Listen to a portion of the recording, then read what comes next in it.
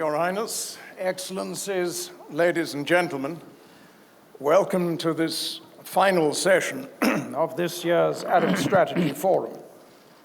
It is, in a very real sense, the culmination of an extremely insightful and elucidating number of discussions that we've had throughout the whole day, because the purpose of this session is to explore the structure of the international order in 2030. And for that purpose, the organizers of the forum thought it appropriate to have representatives, in the loose sense of the term, of the two largest economies and most significant powers in the world.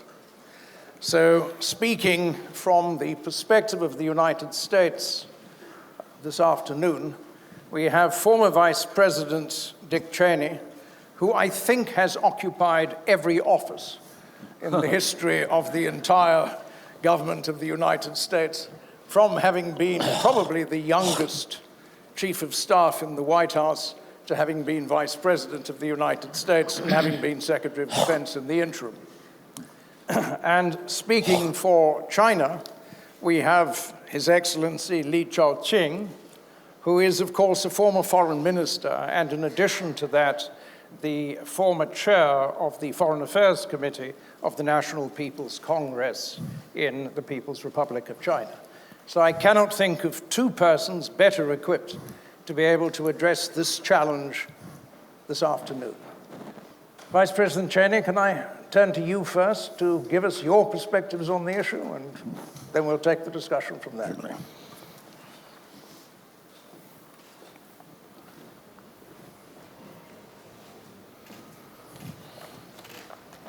Well, thank you very much for the introduction and the invitation to come back to the Emirates. I appreciate the chance to be with friends here at the Arab Strategy Forum. I think it's a great idea, and I thank all of you who've organized this event, and most especially His Highness as well. It's quite a long journey here from my part of the world, but I always look forward to the arrival, and if you have been away long enough, the visitor will always notice something new. I first set foot in the Emirates in 1990. For anyone here whose memory doesn't go back that far, let's just say it didn't make the same impression it does today. All that's happened here is an amazing achievement. To anyone looking for a confident, forward-looking influence in the Middle East, it looks like the states of the UAE are an excellent place to start. As it happens, my earliest glimpse of the Middle East goes back now just about 50 years. In 1970, I traveled with the delegation that President Nixon sent to Cairo on the occasion of Gamal Abdel Nasser's death. If you want to, you can still look for me in the picture somewhere in that crowd of 5 million people. On that same trip to Egypt, Donald Rumsfeld and I visited the pyramids on camelback, dressed in our business suits. Those pictures have unfortunately been lost. All in all, it made for an unforgettable experience, and of course, more would follow. Much of my career, as it turned out, has involved dealing with the issues, personalities, conflicts, and aspirations of the broader Middle East. To start with the personalities, I've learned to trust the judgment of some very wise and worldly men of influence in the region. Trust, after all, is the currency when allies and counterparts need to take care of problems, or better still, to stay ahead of problems. If America and our friends here have managed to do that from time to time, it's because of common interest and a shred of confidence that commitments would be kept. I think of the first Gulf War when I was Secretary of Defense. The lead up to that conflict found me traveling all across the region. It involved all the stops and meetings necessary to line up support and assistance before the deployment of 500,000 American troops. One of those stops was in Alexandria. I sat down with President Mubarak and made a few requests. On behalf of President Bush, I asked that the American pilots be given flyover rights in Egypt. He said that would be arranged. I also requested basing rights.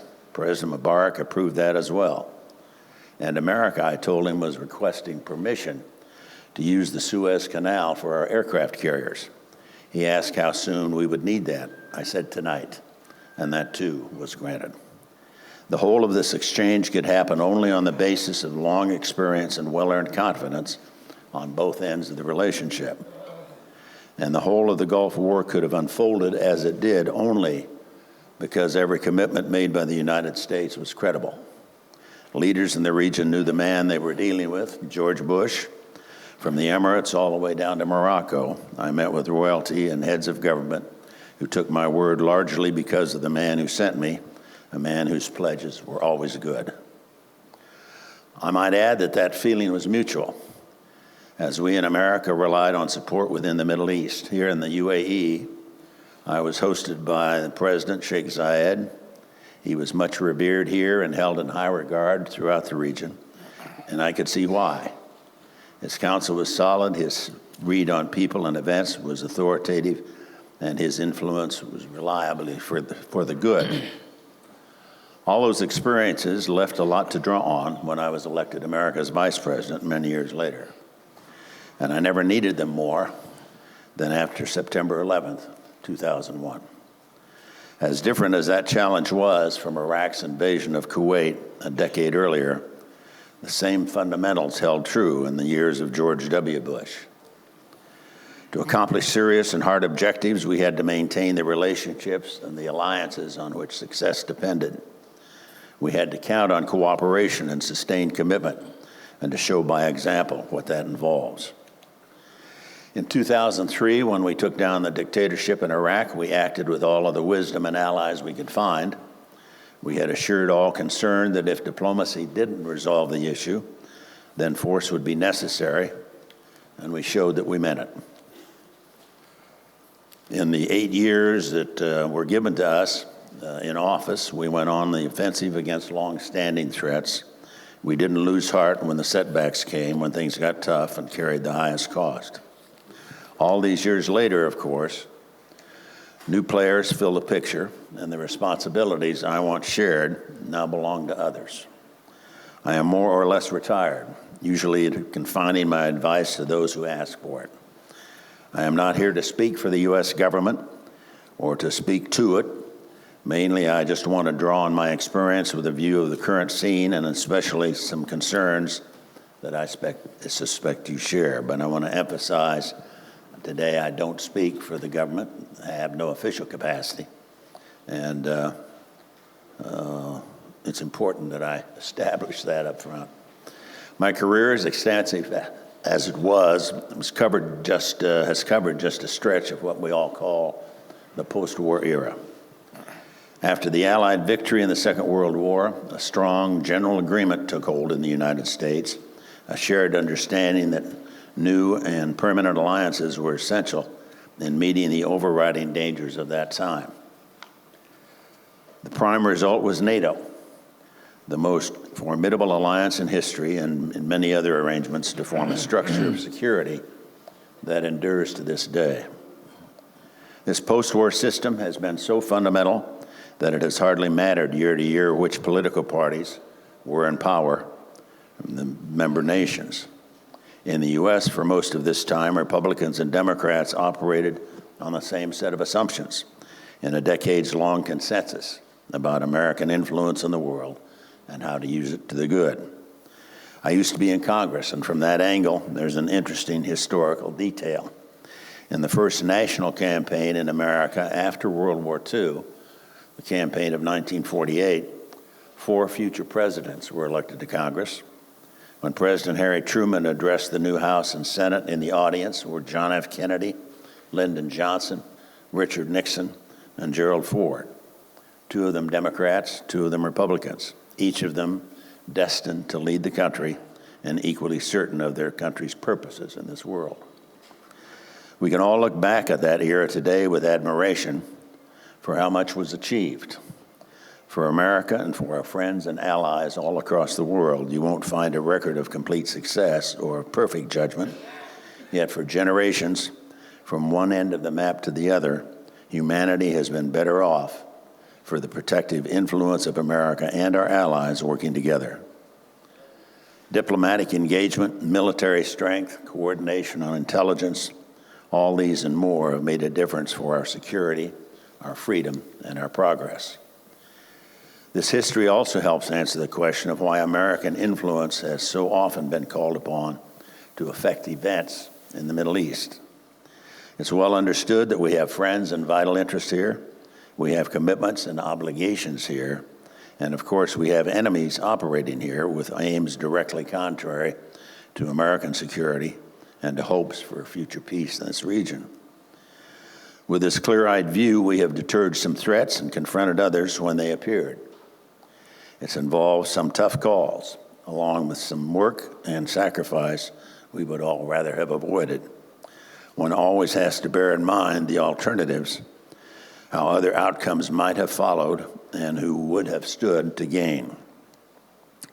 We can examine present-day events in the same way, mindful that inaction can carry even greater risk than action. Stepping away from problems or simply not seeing them for what they are might only invite those problems right back to us, and they can be far worse than they were before.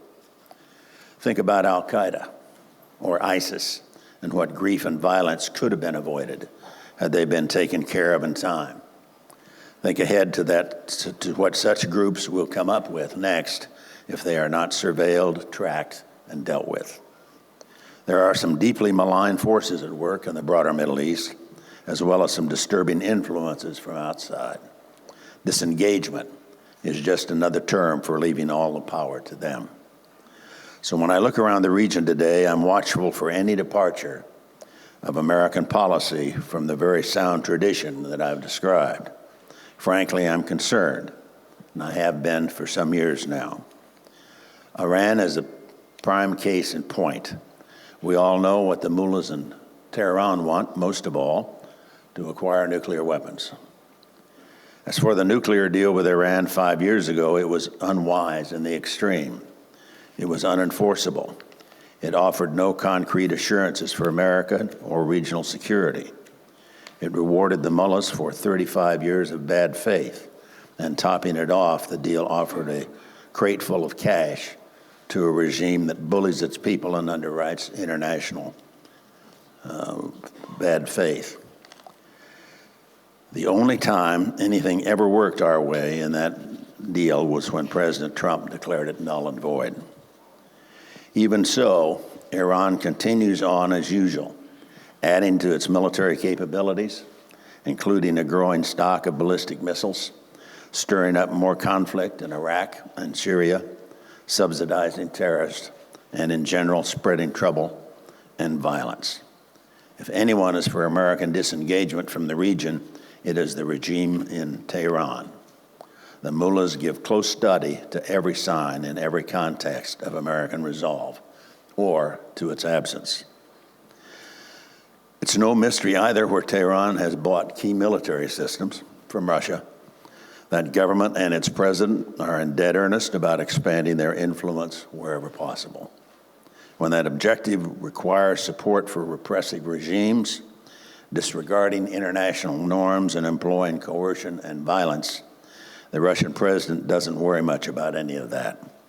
As I recall, after Anwar Sadat sent the Russians packing in 1972, Moscow's influence in the Middle East began to disappear.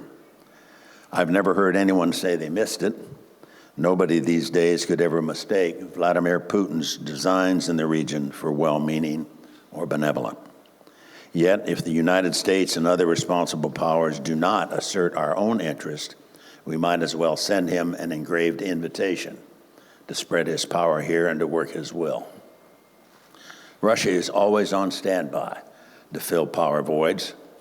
That is how it happened that Russian troops swept in when the U.S. left northern Syria, and according to news accounts, even posted themselves at empty American bases.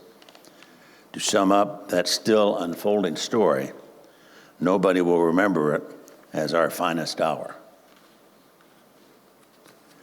When an American withdrawal from Syria was suddenly announced, it was a surprise to many of us. Just like that, an ally of ours, going clear back to Desert Storm, was left exposed and feeling abandoned. What conclusion should other allies draw from an American decision like that? As it turned out, so dire was the impending consequence, though we have seen a quick and welcome course correction.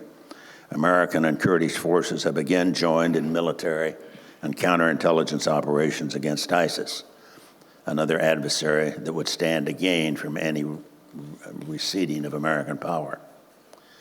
Without our presence in the area, obviously ISIS leaders would control more ground and would last longer in their hideouts. It took a special combination of knowledge and assets to track down the last caliph of ISIS, and al-Baghdadi's fate sends a message that we need to keep on sending. There are invariably just two courses available to us in this region, as in security policy generally, and they both involve a placing of trust. One approach requires a trust in self-restraint and rationality of hostile actors, and with that, a hope that somehow the worst will never happen. In the other approach, we trust in ourselves and in one another as allies to handle difficult and complex responsibilities affecting the security of us all. None of us here have any illusions about the cost, effort, and sheer perseverance needed to meet those responsibilities. And least of all can American leaders afford any illusions. For all of the challenges, however, protecting our friends and interests here will always work out better for the United States than any policy of disengagement. Problems here that we ignore will find us nonetheless.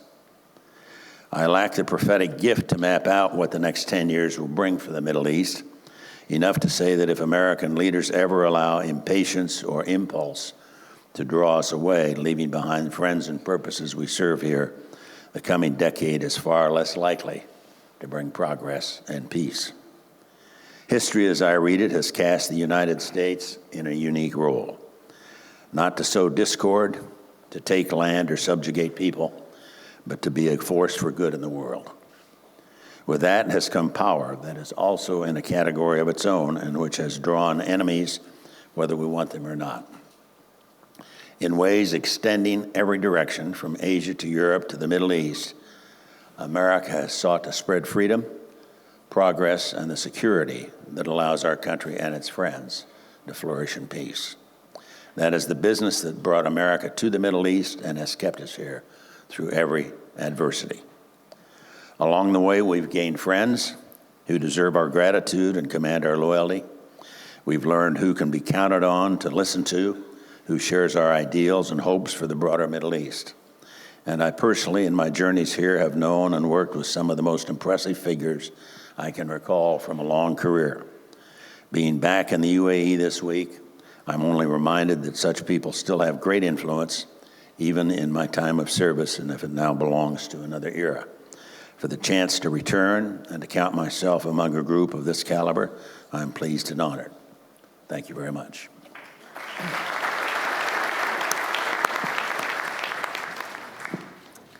Thank you, Vice President Cheney. Zhaoxing, I'm going to invite you to present your perspective now, and then we'll go into discussion following that. Thank you. Thank you, sir. Sir, congratulations on your wonderful statement. Thank you.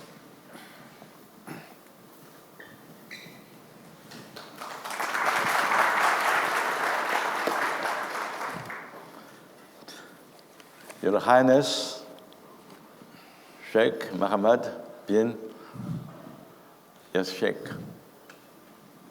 ladies and gentlemen, I'm so happy and so honored to be in Dubai and to attend this world-famous Arab Strategic Forum. I've found that in the audience, you are too quiet. And I used to be a naughty boy. I want to be a little bit lively.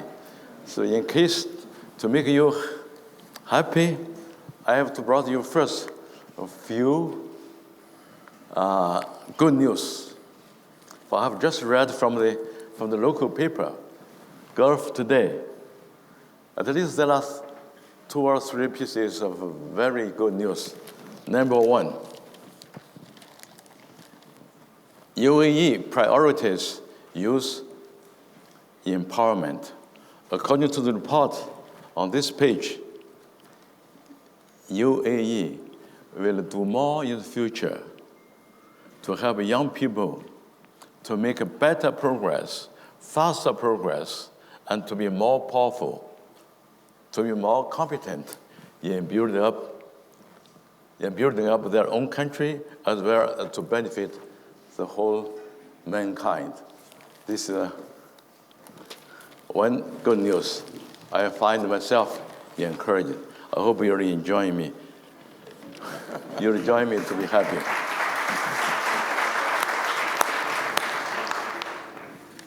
Also on this paper, it's reported that Dubai cultural delegation is now visiting South Korea quite successfully. The Dubai culture was highly regarded and welcomed in South Korea, a neighboring country of China. That's also good for you to know. And we have to thank God. The other piece of news is that in Dubai, when I first arrived yesterday, there was rain. I was so encouraged, so I catered to my Dubai friends. I was kidding to them that that's because I prayed to Allah, to God, please, we'll have a get-together in Dubai, so give us some rain. And Allah agreed. I'm very happy. And according to the correspondent about this Gulf today, rain will continue to come to us. Today is only Monday, and the rain will continue to come to this place till Wednesday.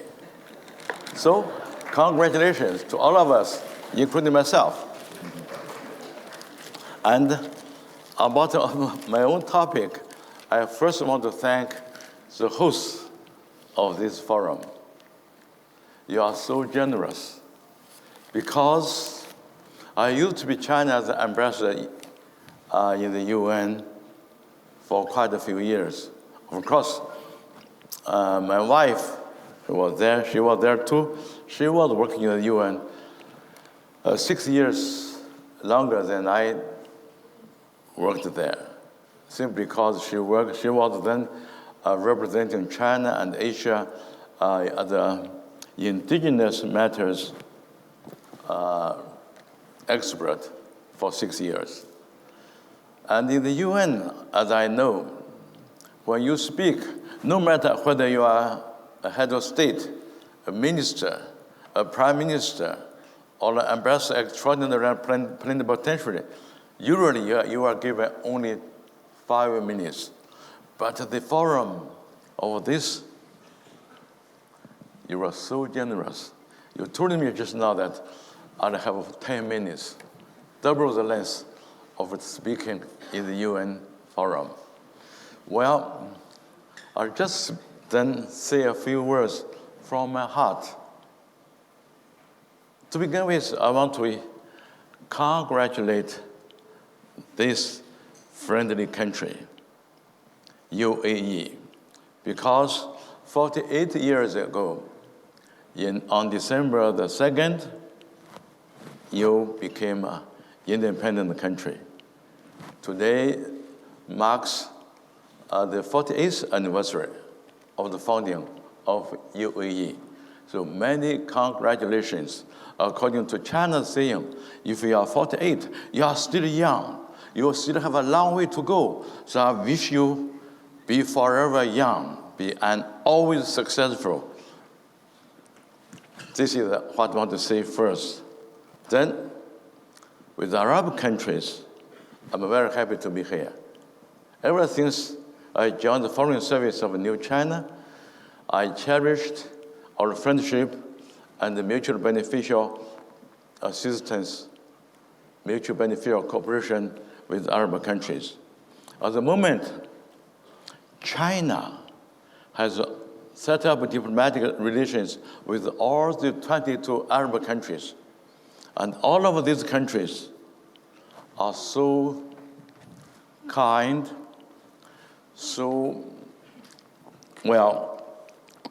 kind-minded not only, but also upholding justice.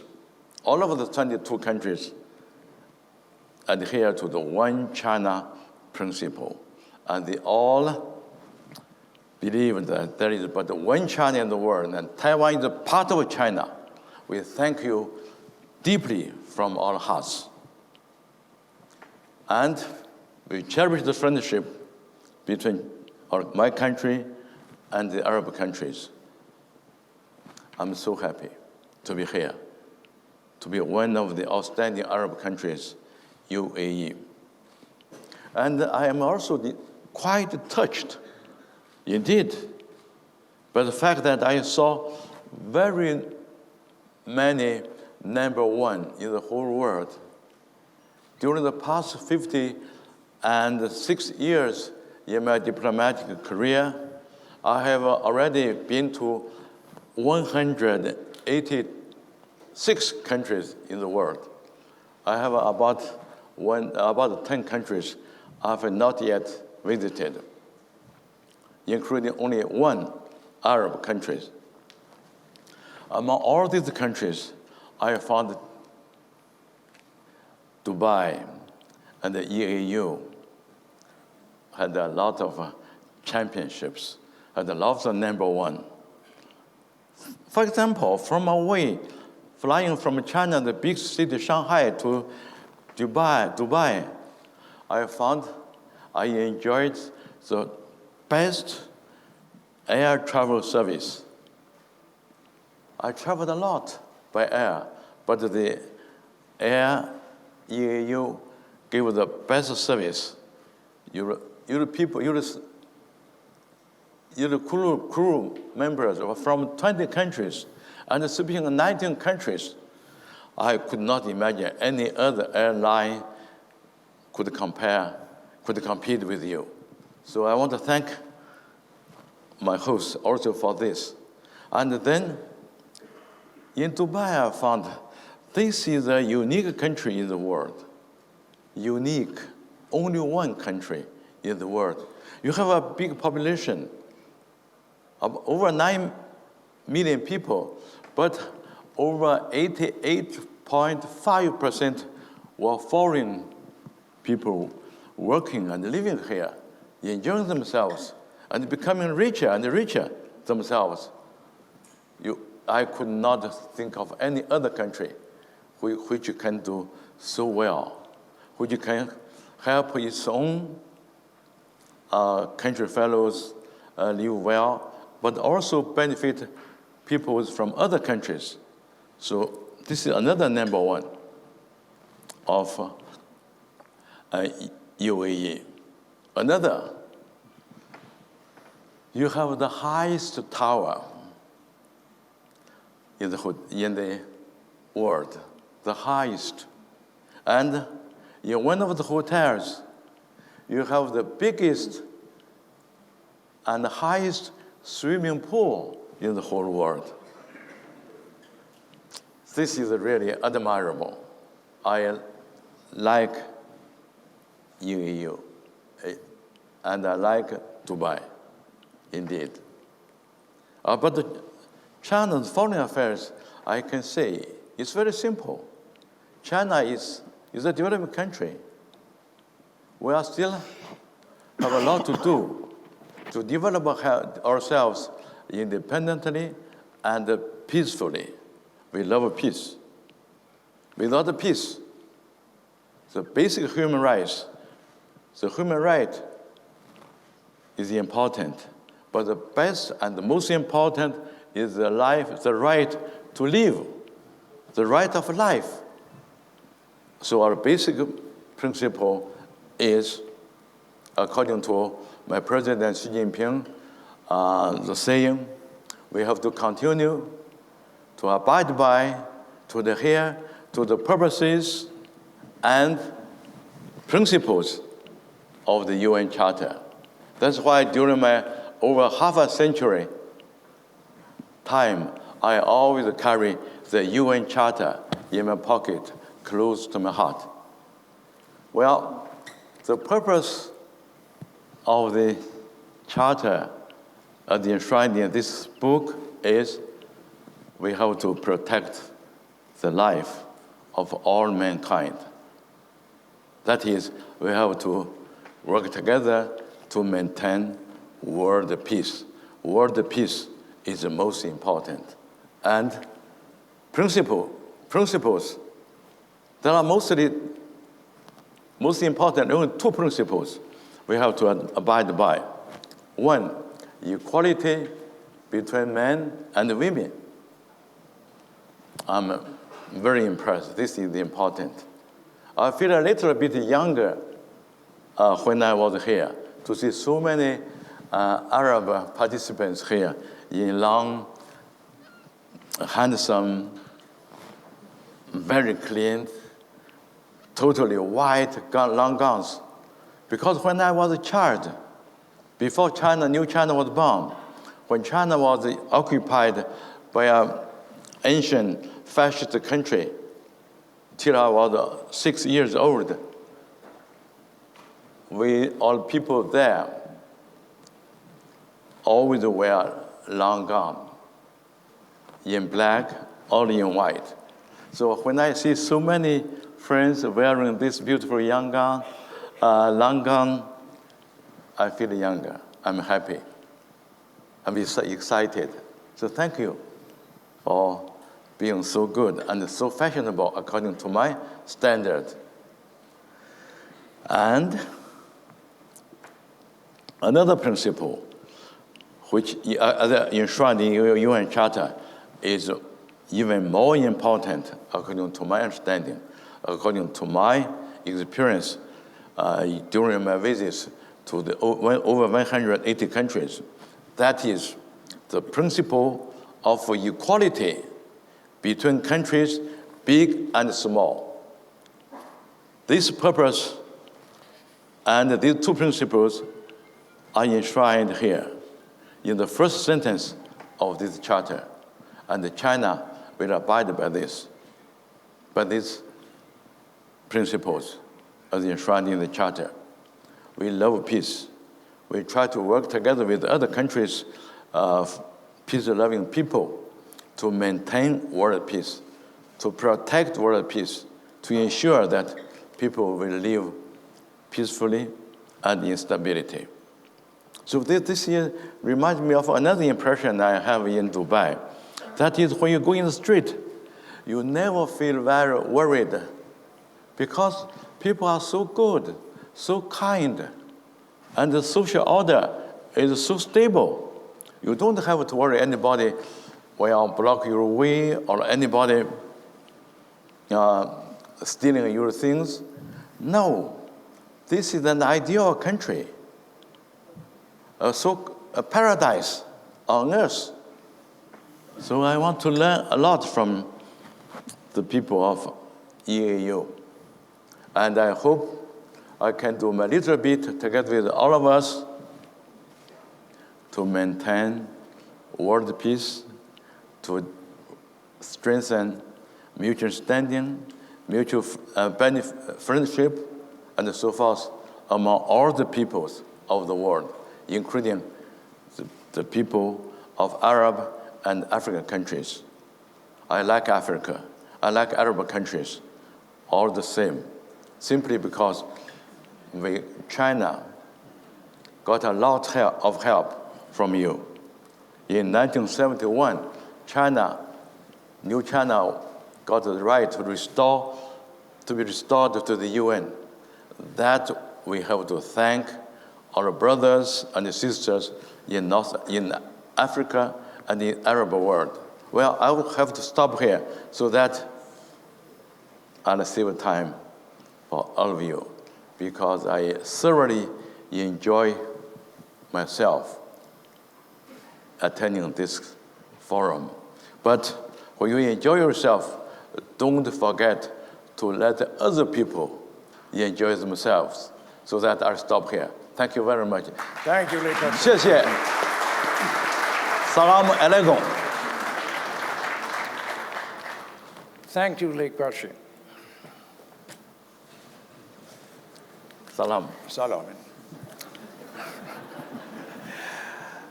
Right, let's take that as a point of departure. Vice President Cheney, I'm going to come to you with a core question in respect of the whole of this. Our objective is to look at the world order in 2030, a decade out. None of us are prophets.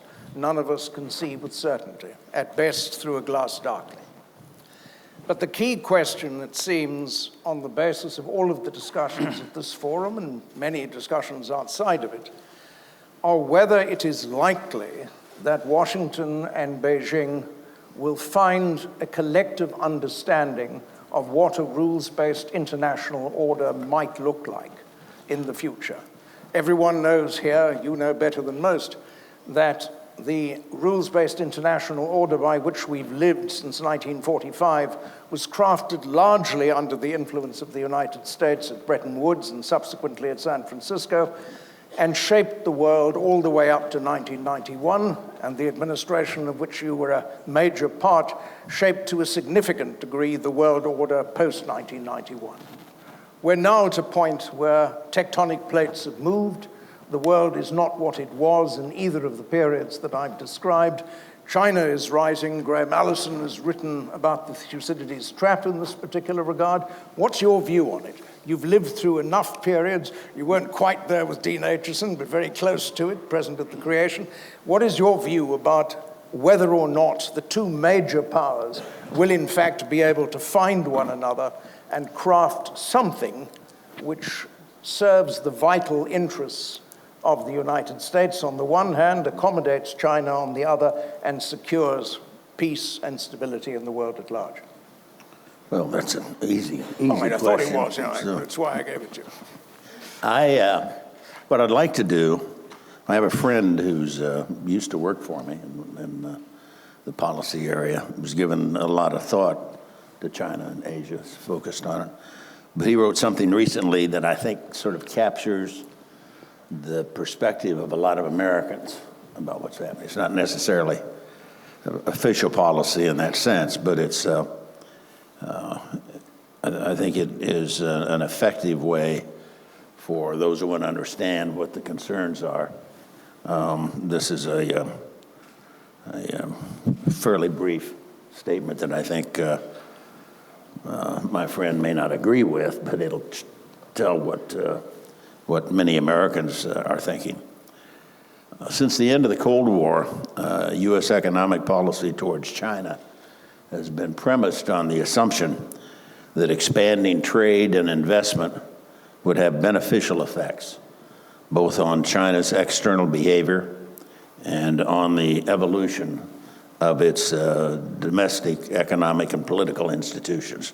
That is, it'd be political change that would follow the economic change.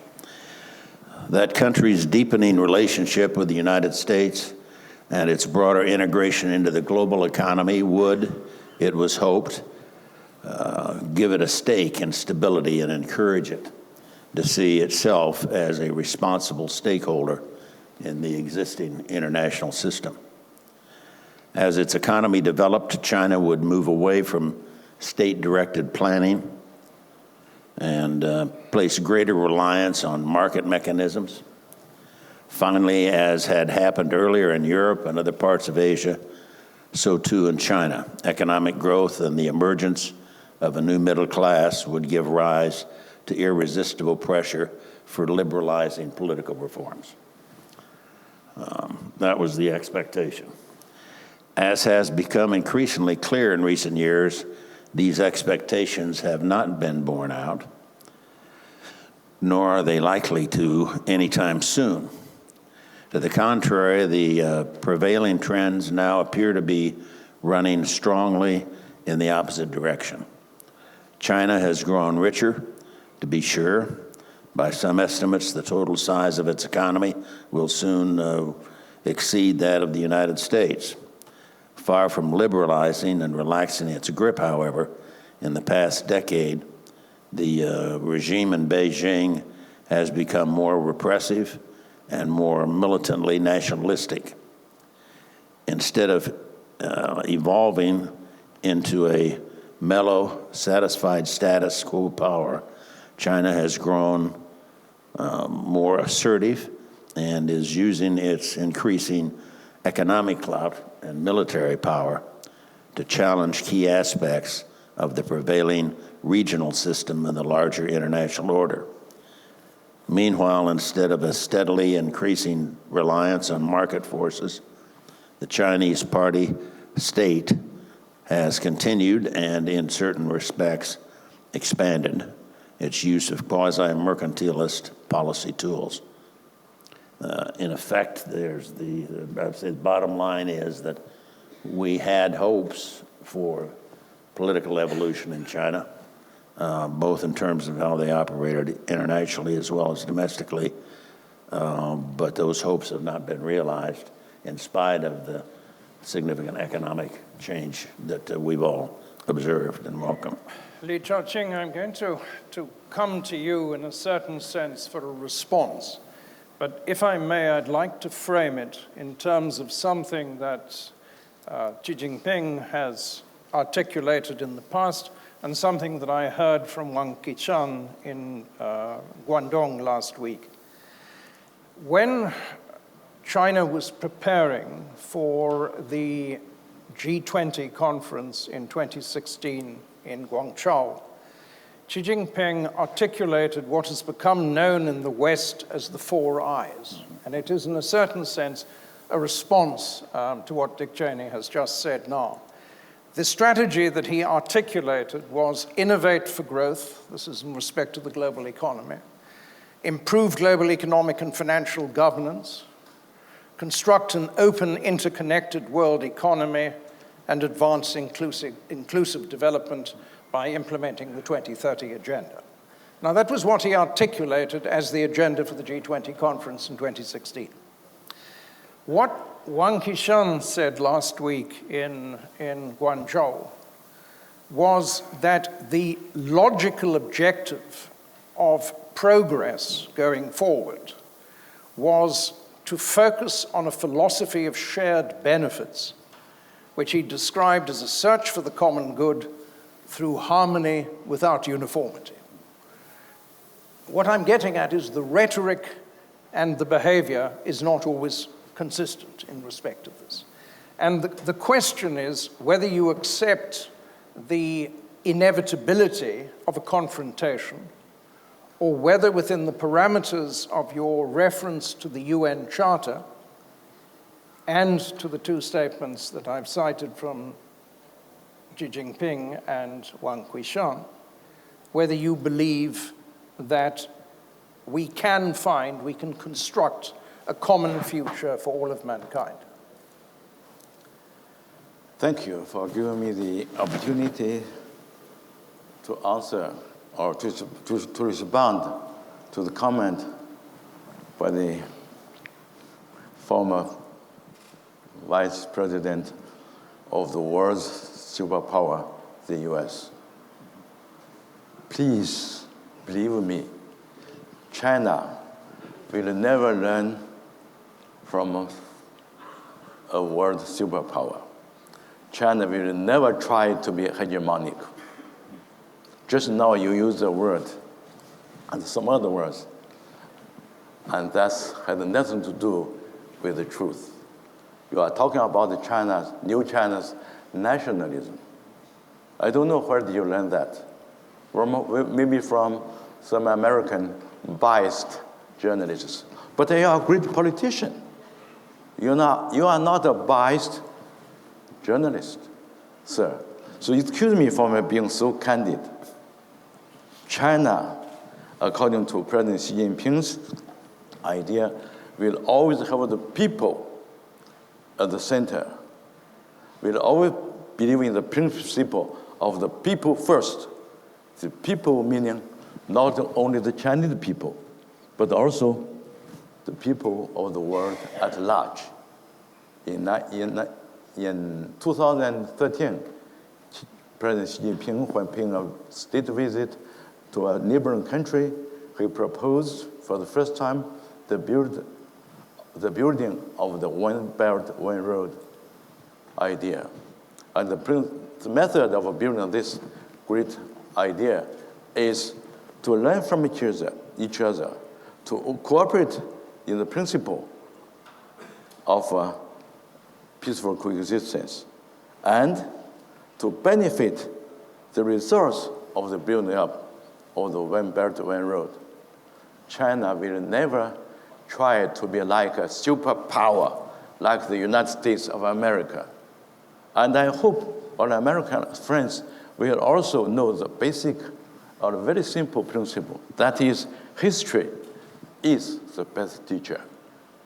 According to what I learned from American professors at the university, America, or the Northern American continent, used to be a colony of the UK, of the British Empire. And the American people suffered a lot. That's why there was the independence war in 1776. I suppose some American politicians have forgotten their own history. Now there are people talking a lot about the trade war between the US and China. They forgot about the trade war with the former rulers, the British colonialists. You forgot what happened in 1776 in Boston. You forgot about the incident of the tea pouring event. And that thing led to the independence war. And after 8 years of fighting, America came into being in 1783. So America has such a history. That's why you developed first. You developed so fast later on. In China, we have a saying, which is, I believe, a truth. That is, a child from a poor family could go far, could do a lot, could be successful. American, you have your forefathers to be ruled, to be exploited, to be bullied by the Western European colonialists. So after you got independence, you developed so fast. You had so many inventions, and so on and so forth. And however, what the pity is, when you became the number one economy, the number one military power, you became a student, a learner of your former, boss, the British. You want to bully others. In 1900, you joined the other Western imperialists to invade China. In the 1950s, America took the lead to invade the Korean Peninsula. And you made a lot of trouble in the Middle East and around the Arab world. You tried to sow discord among peace-loving countries. And you didn't keep your promise. Talking about U.S.-China relations, I was quite happy to thank you for you to give me the chance. Remember, sir, 1972 was still not too far away. On the last day, February the 28th, 1972, the first joint communique between our two countries was announced in Shanghai. According to that communique, we simply call it the Shanghai Joint Communique between China and America. The essential sentence in that document is that the American government finds that the Chinese people on the two sides of the Taiwan Straits all believe there is only one China. All believe that there is Taiwan is part of China. The American government does not challenge this position. This is a very important sentence in the first joint communique between our two countries. But I'm afraid, sir, have you ever read that? Have you ever read it? I suspect he has. Many politicians of America read it, but they forgot it. And they don't keep their promise. They betrayed their forefathers' promise.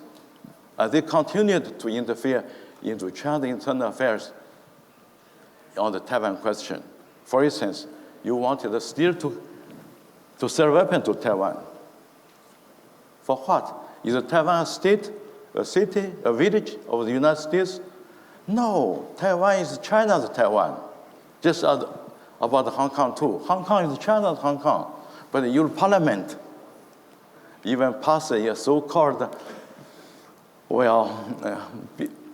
act bill to interfere, to talk at random about our Hong Kong matters.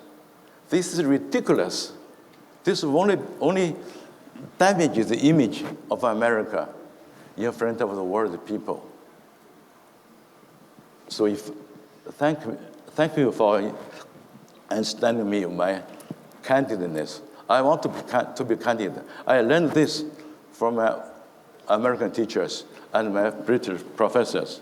If you want to be a good person, you have to be candid.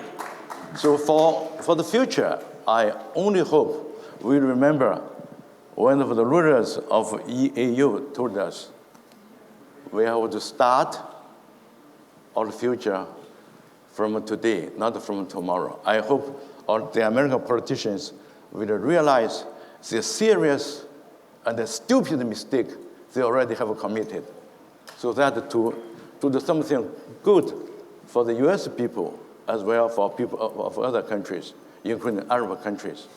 Indeed. Thank you. Well, as we've said, it was a candid exchange.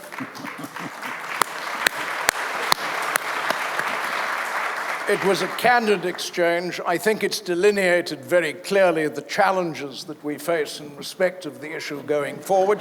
And I've got a feeling that what we ought to do is to take these two grand stalwarts of respectively Chinese and US history and make them the primary negotiators in terms of crafting the new order. Because with this level of directness and openness and frankness, I suspect we can get things onto a better path. Thank you very much both. I think it was a splendid exchange, and thank you both for your directness and forcefulness. One of the problems about these discussions of Chinese-US relationships is enormous amounts are usually swept under the rug.